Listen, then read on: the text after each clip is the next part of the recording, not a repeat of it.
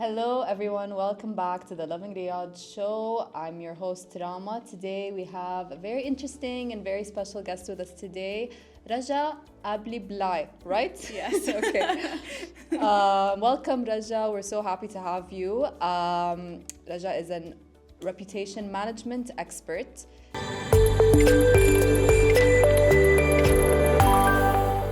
So that's something very new to me personally. So I'm really excited to hear about it. Can you give us a brief introduction about yourself? Yeah, sure. Well, I'm Rajah Abli Blay. I am originally from France and Morocco. I've been in the country for 3 years now, and I'm working for Red Sea Global. Okay, taking nice. care of the reputation of the destination. Okay, so what does that mean exactly? Like when you take care of a company's reputation or like destination? So it's basically making sure that it's always positive because that's what we want. Okay. But also it's anticipating.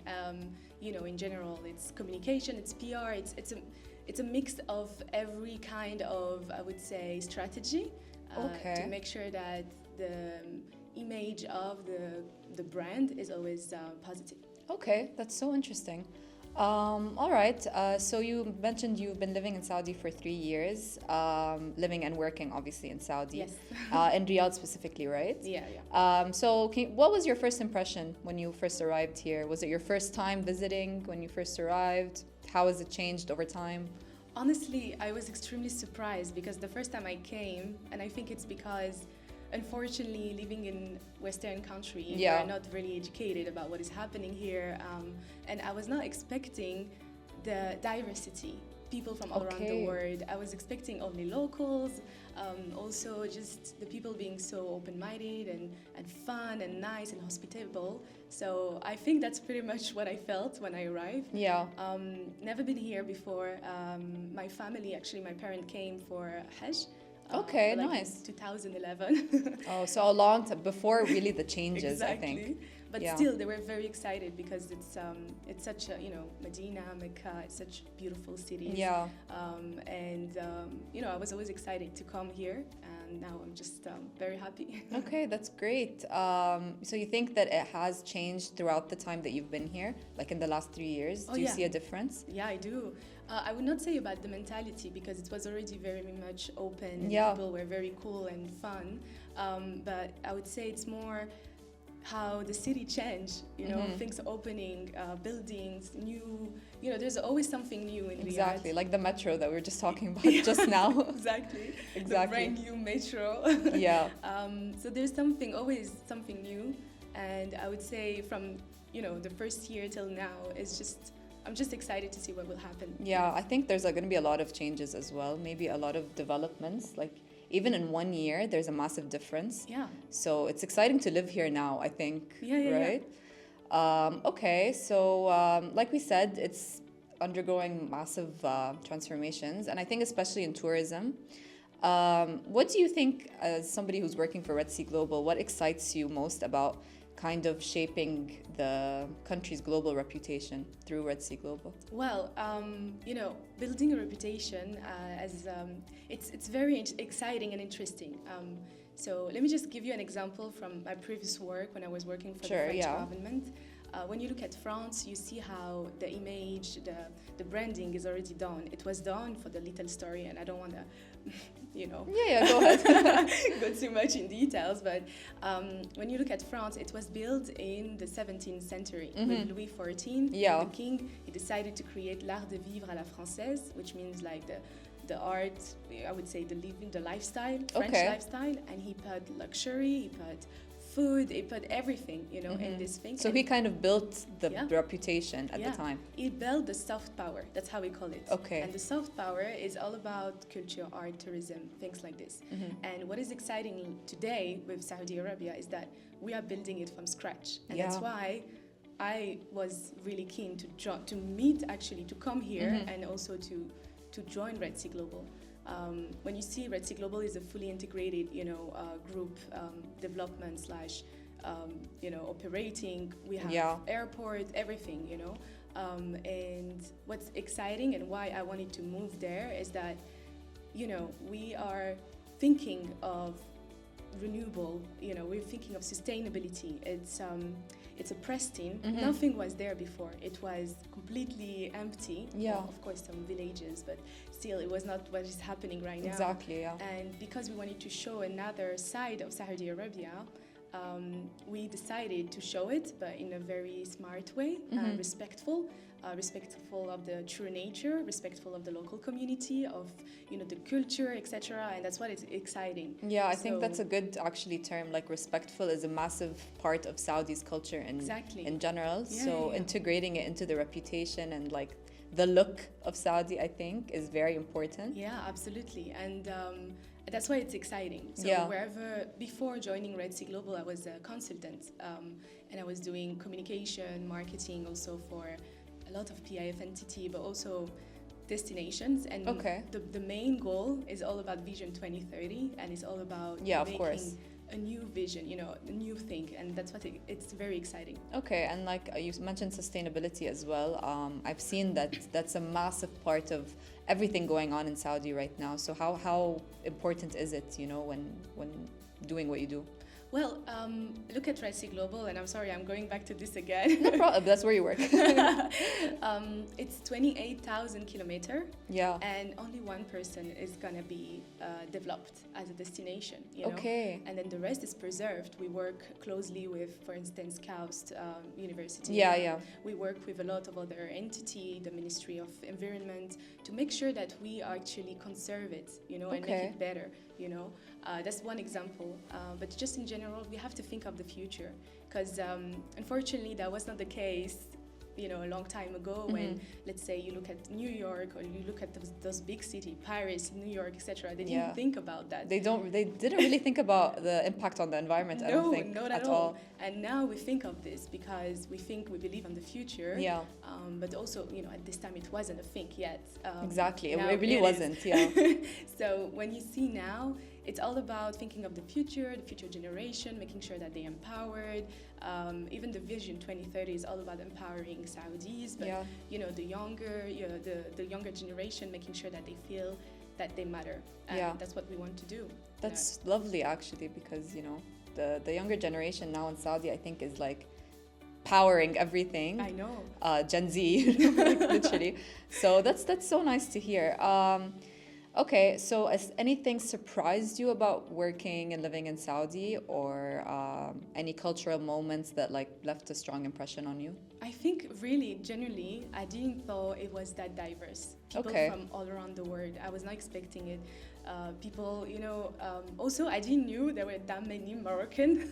Yeah, there is a large community in Saudi. Yeah. I was shocked. I was like, oh, I didn't know my peers are here too. Exactly.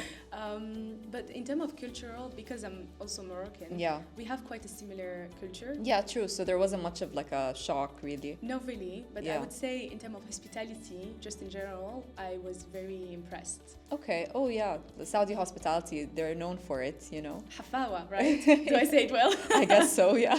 I heard that's the word. Yeah. But have you been to Jeddah, actually? Yeah. Yeah, because they say Jeddah is more of like, Riyadh is also becoming more of a melting pot, so there's a lot of diversity here. Yeah. But Jeddah has always been that way. I think it was like one of the only places in Saudi that had a lot of different cultures and everything, because it was a port, it was a seaport. Of course. So did you notice that when you went there? Yeah, I saw it. But really, I don't see the big difference. I see that it's about the same thing. I think it has become like Riyadh and Jeddah, and also other parts of Saudi are becoming more diverse. Absolutely. Yeah, so that's great. All right. Crisis management, we'll go back to that because it's obviously a huge part of reputation strategy. Obviously, this is very sensitive. I know you can't really tell me specific things, but is there a moment or something you remember that you had to kind of navigate a tough situation and like turn it around, make it pretty, I guess? Yeah, there's a few moments, of course, because I've been doing this for the past 13 years, I think. Well, I cannot very disclose every of course, details, yeah. But I can give you one example that really mattered for me. You see how the Western media, unfortunately, I'm not going to say they have an agenda, but they kind of have a little bit sometimes. There's something, you know, like a message, maybe some messages Hidden. they're trying to push. Yeah. So it was very hard for one of my clients who happened to be a royal family here, not in this country, but in the Middle East, which I supported a lot, especially when I was a consultant. And there is something that they wanted to show because they were very proud of. They had a very amazing art gallery, and they wanted to exhibit it. And they chose Paris because Paris is, when you think of Paris, it's all about art, all about culture, same with London, same with Italy in general. Yeah, very much so, I think. So they really wanted to show it to the world, and they chose a very important place, and it was amazing. When you look at literally the collection, you will be shocked. It was jewelry, but it was paintings, sculptures, and these have been, collected for the past, I think, 30 years or something. And so when they wanted to announce it, that was a huge deal in Europe in general. Because, it's all about, they have this stereotype of the Middle East in general. They were thinking, is it again culture washing or things like this, So all we had to do was to make sure that the important stakeholder, the important people understand the narrative, understand the real story behind it, show that it's actually legit, and we worked very hard on doing this. And at the end, it's amazing, if I can't say, but later I will tell you. Yeah, sure. But I mean, that's a great example, I think, because there's some things, I think, like a preconception with the Middle East that might make it hard to kind of turn it around or, do what the client wants, like successfully even. So that makes a lot of sense, actually. Absolutely. And so basically you had to kind of find something to change the narrative around, basically. Absolutely. So I worked directly with experts, especially experts from the country, from Paris, from France, or from the UK. Sorry. And what we did is show them that it's legit, that there is a story, that the person is very much passionate about art, and it's not just culture washing as they may thought.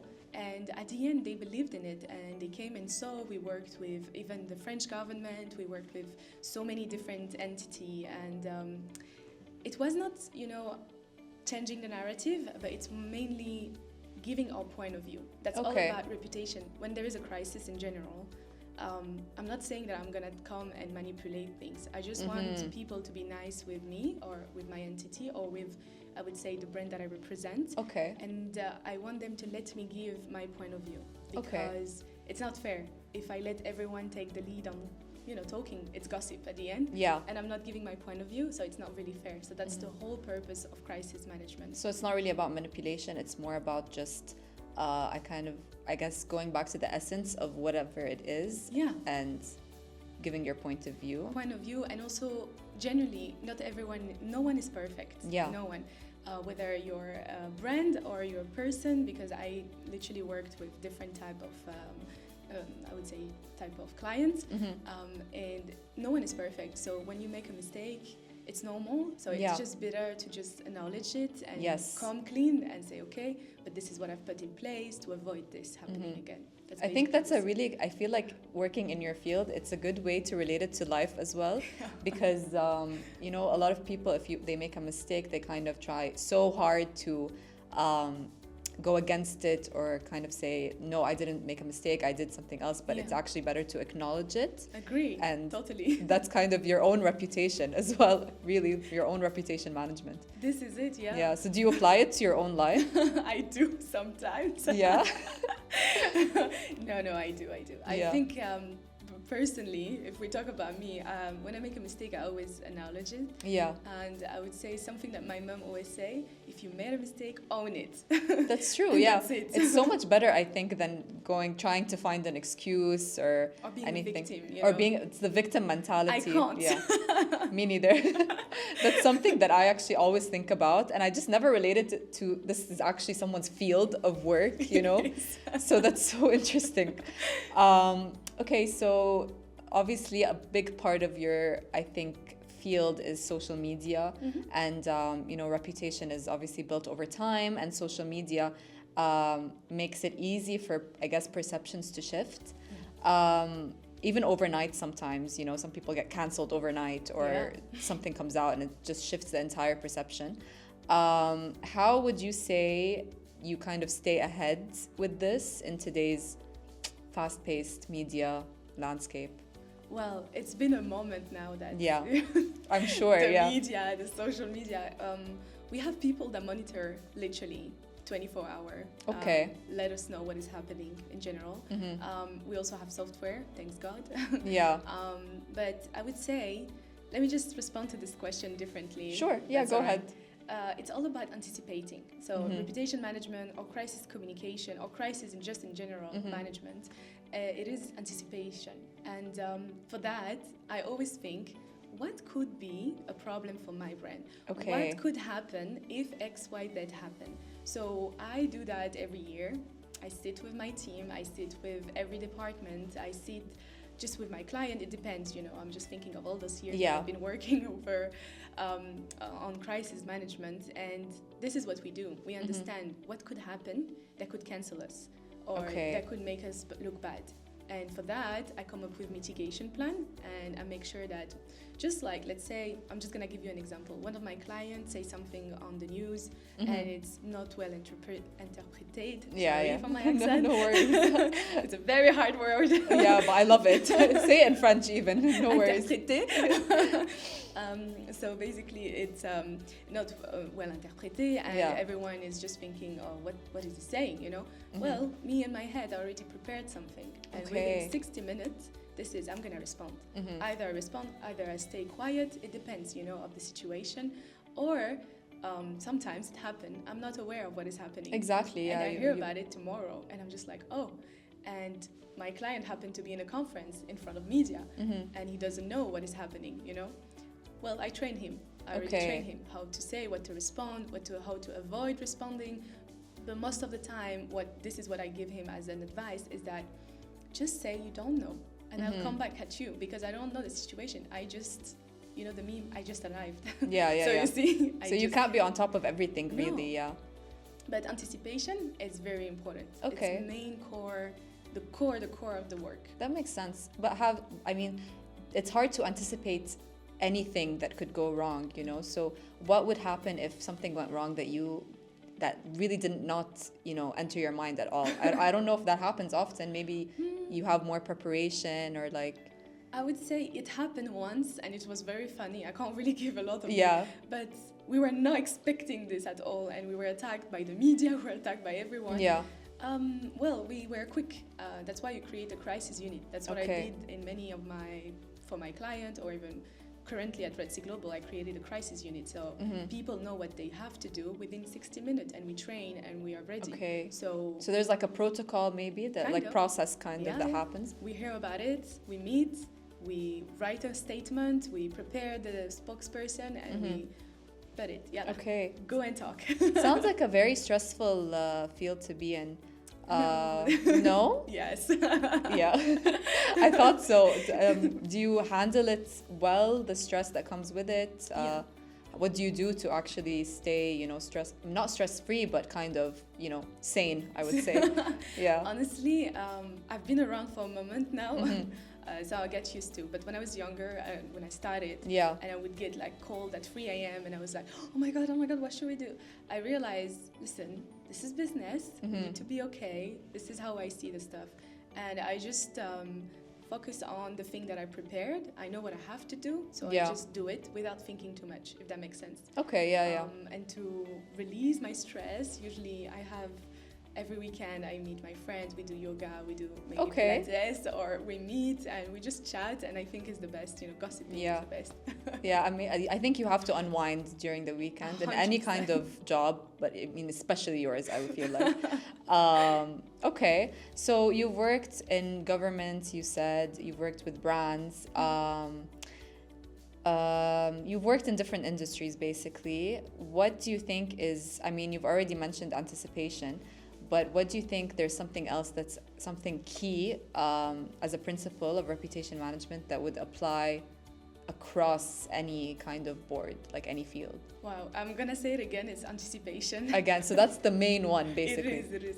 As much as I love surprises in my personal life, yeah, I can't stand it during my work. Exactly. It's just like, no, I don't like being surprised. But I think the other thing, and it's very, very important, it's being crystal clear and very transparent, I would say internally. Because sometimes something happened, the person doesn't talk about it. I would say maybe it's in a department and they think, oh, I can deal with it. It's fine. It's not public. It's fine. So no one is aware of what is happening. And then I cannot anticipate. I cannot prepare a mitigation plan. I cannot, prepare the statements. I cannot prepare even the spokesperson. And I let people go on stage or I let people go and talk to media and then it's public. Okay. This is just one example. This didn't happen within Red Sea Global. It happened in the past, but it is something that I see a lot. Okay. Like people don't realize that even.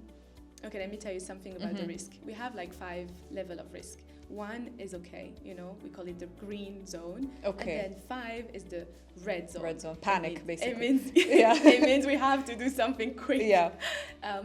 So they think because it's 1. It's fine, I'm not going to talk about it. But sometimes 1 become 5 because you didn't talk about it. Okay, so it can fluctuate basically on the scale. Yeah. Depending on how you respond. Yeah, and also how the public see it. Yes. It's all about perception. Today, you say it, fast-paced media landscape, social media. Everyone is just quick. Exactly. And unfortunately, if you leave it, this is just gonna grow. Yeah. Just look at Starbucks, with everything that happened. There's just one example, it's a case study. We always think of them like, It's a good example, because things escalated so fast. So fast, and there are like a lot of boycotts and still boycotts, and they lost a lot. Why? Because the reputation was not handled correctly. Yes. So it's all about that. Okay, so you think if it was handled in a different way, maybe the loss wouldn't have been as much?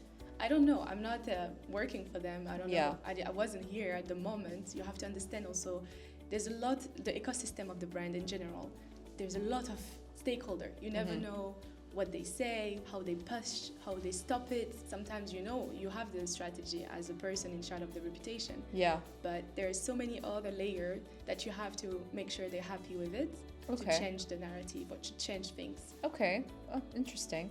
All right, so you have obviously been working in this field in Saudi for 3 years, you said.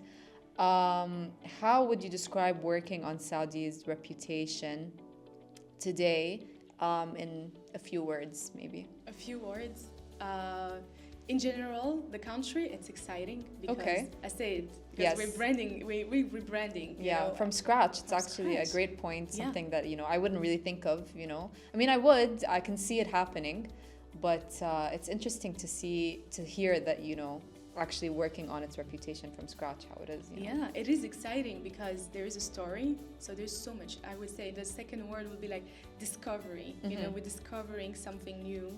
And a lot of people don't see it. Yeah. Exciting, and I can't wait. Okay. Anything else that you said exciting, you're discovering? Do you have anything else that maybe you felt working on this in Saudi?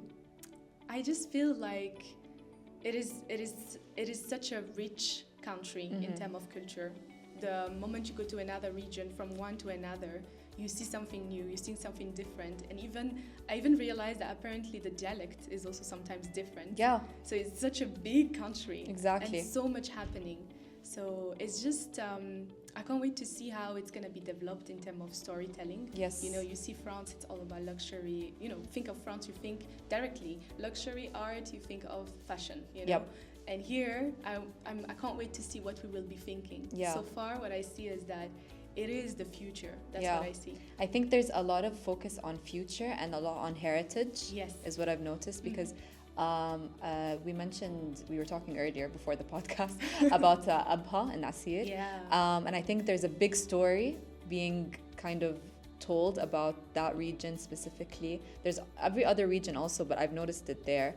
Have you noticed really about Abha specifically, like the heritage, the food? Yeah, it is insane. Actually, So one of the company that take care of Asir region was one of my clients when I was before. So that's how I heard about it. I learned about it, and I'm a big fan of mountain. So I can't wait to go. Actually, I haven't been. You know, imagine. I went recently. It's beautiful. You'll love it. I heard it's amazing, and one of my very close friend works there, and she always talk about it. She always go. She actually just came back.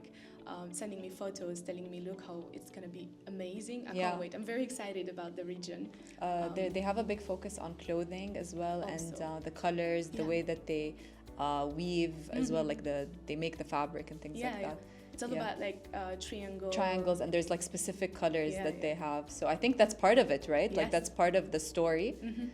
So that's so interesting. So you haven't been to Abha. Where would you like to go in Saudi? Abha. Other than Abha. I heard Khobar was amazing, and I really want to go and visit. Eastern Province in general, yeah. I haven't been there either. Oh, okay. Yeah. So it's actually, I've heard a lot about it because it's by the sea as well, and then you can just you can go to Bahrain in like a second. I heard that, like basically. a 1 hour drive. I think even less maybe, I don't know. But yeah, there's just a bridge and you just cross it and you're there. So that's interesting. Okay, so Abha, Khobar. What else? Yeah, I think that's it. Okay, where have you been in Saudi that you maybe loved a lot? I've been to Red Sea. Okay. Obviously. Yeah, obviously. Obviously. I went to Jeddah, I went to Medina, I did Mecca. I did my Umrah actually twice. Nice. Lovely. Very excited. Yeah. Within 1 year, I went twice. Yeah, I mean, it's an amazing experience, It is. Yeah. And Medina is such a beautiful city. I was surprised by just everything. Yeah. That's it. I did Riyadh. Oh, Al-Ula also is. Oh, you've been to Al-Ula, yeah. But I need to go back again because I heard it changed. Oh, really? You went maybe when it was first opening up? Okay. Yeah. So how have you heard that it's changed? One of my friends just came back and he told me it's really amazing and there's so many activities now. They've added more things, I think, to make it kind of, the hotspot tourist destination, I think, in Saudi. Because initially it was just it's beautiful. Yeah. But I think when I went, it was just a hotel basically and a few activities, and now they made it like a thing. Yeah, there's even, I think, like lower budget hotels now, so that if you want to kind of travel on a budget, because Al-Ula is known to be expensive. I think. Is. Yeah, so I think they're trying to introduce a little bit lower budget things so that everybody can have a chance to go. Yeah, it is normal because I know Red Sea has been quite, a lot of people think, it's not for us, it's too expensive. Yeah. But it's the same with Al-Ula. The moment I went, they just opened. So same for us, we just opened. We have only 6 hotels for now, but we're gonna open 19 next year. Next year. And Amara is opening as well. Yes. So, there will be a lot of offering for everyone. So I think Al-Ula is also the same thing. They will be advanced because they opened before us. Yes. I mean, everything is opening up, like we said, like every year is different. Yeah, definitely. So, even in Riyadh. Exactly, even in Riyadh. So who knows, what would happen. So, okay, that's great. So I'm going to ask you a few fun questions now, just to wrap things up.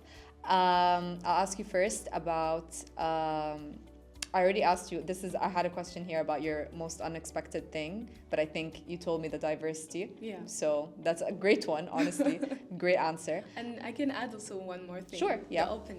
People being the very openness. open. Yeah. As I said, when you're outside the country, you don't know.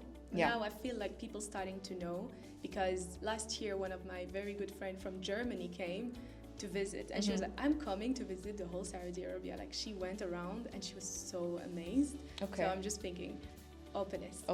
Yeah. I think, obviously the misconception is that Saudi is not open, but everybody comes here and they're like, oh, wait a minute. Yeah, it is very cool. Exactly.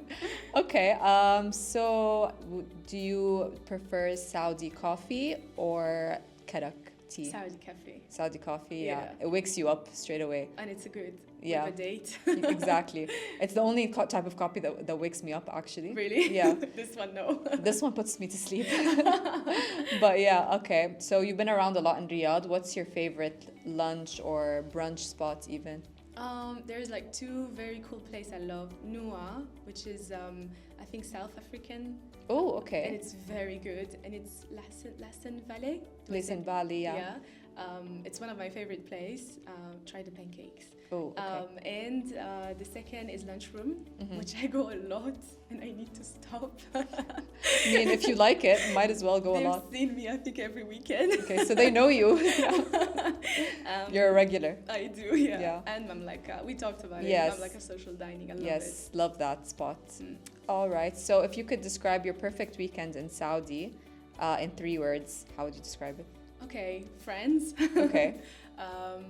Shopping. Ooh, okay. Yeah, I feel like maybe you should. Can I do 4? Sure, go ahead. Yeah. Shopping, friends, golf. Oh, okay. And wait, shopping. I don't remember what was the 4th one, but I'm sure. Wait, shopping, brunch. Brunch. Okay, so you're a golfer. Yeah. Oh, but okay. I'm not good. But you're just starting out, basically. No, I've been actually playing when I was in London. Okay. I'm good, but not as good as I should be. It's just very fun. I go to Riyadh Golf. Not sure if you know about it.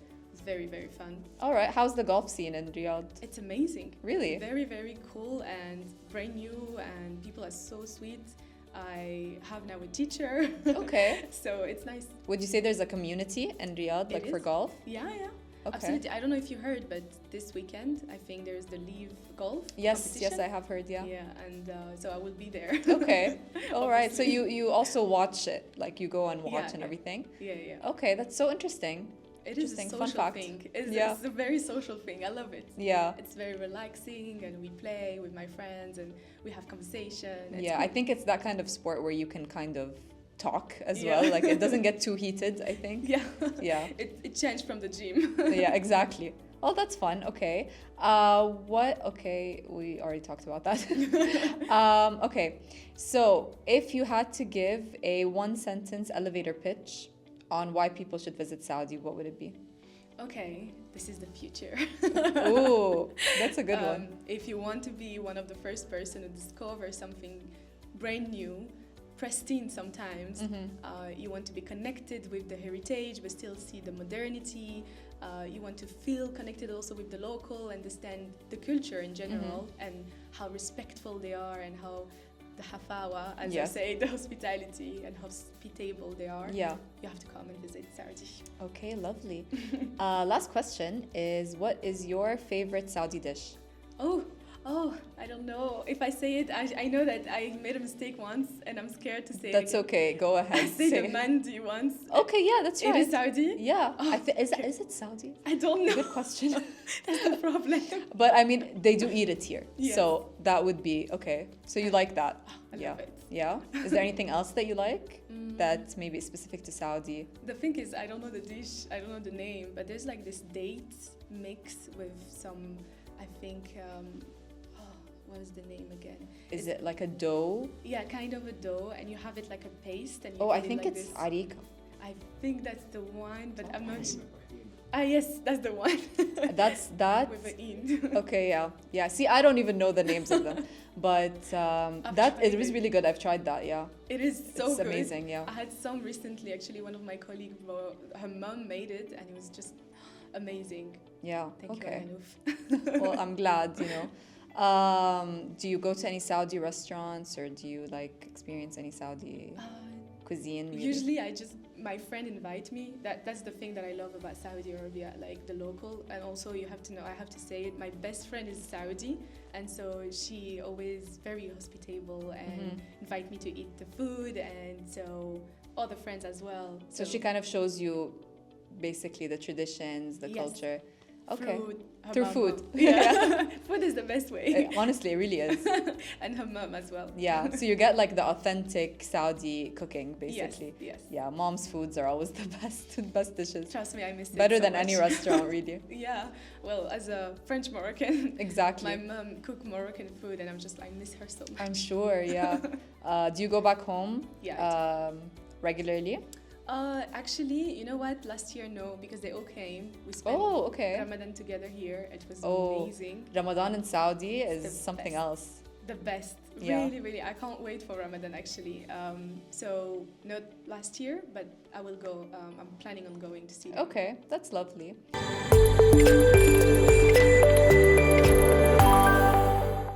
Well, thank you so much for being here. We loved having you. Thank you. And we loved learning about your interesting field and everything you do. So thank you so much. Thank you, Rama.